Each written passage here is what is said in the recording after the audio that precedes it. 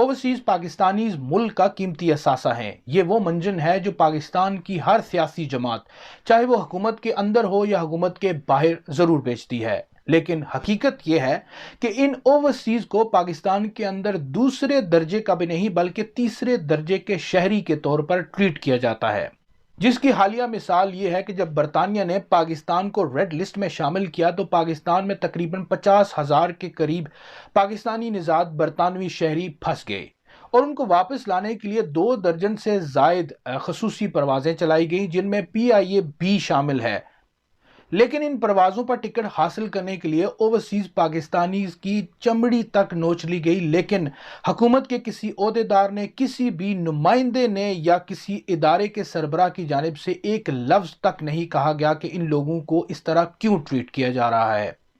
लेकिन किसी भी हुकूमत को जब भी फंडिंग की ज़रूरत होती है, कोई आफत आती है, तो हमेशा ओवरसीज़ पाकिस्तानीज़ की तरफ देखते हैं और ओवरसीज़ पाकिस्तानीज़ कभी भी दूसरी बात नहीं करते बल्कि हमेशा बढ़ चढ़ कर उन कामों में ना सिर्फ फंडिंग करते हैं बल्कि यहाँ से पाकिस्तान तक भी जाते हैं। लेकिन उनके साथ जो सलूक बरता गया वो यकीनन काबिल अफसोस है और हुकूमतों की जानिब से माजी में भी यही रवैया रखा गया और मौजूदा हुकूमत ने भी यही रवैया अपनाए रखा हुआ है।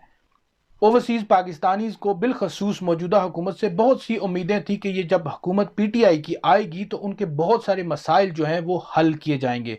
लेकिन अफसोस के साथ कि ओवरसीज पाकिस्तानी के साथ जो मौजूदा हुकूमत ने सलूक किया है, शायद इसकी मिसाल माजी में भी नहीं मिलती कि अगर आप अपना ज़ाती मोबाइल फ़ोन भी लेकर पाकिस्तान जा रहे हैं तो आपको उसका टैक्स अदा करना पड़ता है। 60 रोज़ के बाद वो फ़ोन बंद हो जाता है। इवन कि अगर अब वो फ़ोन जो है वो आपके ज़ाती इस्तेमाल का है फिर भी आपको टैक्स देना पड़ता है।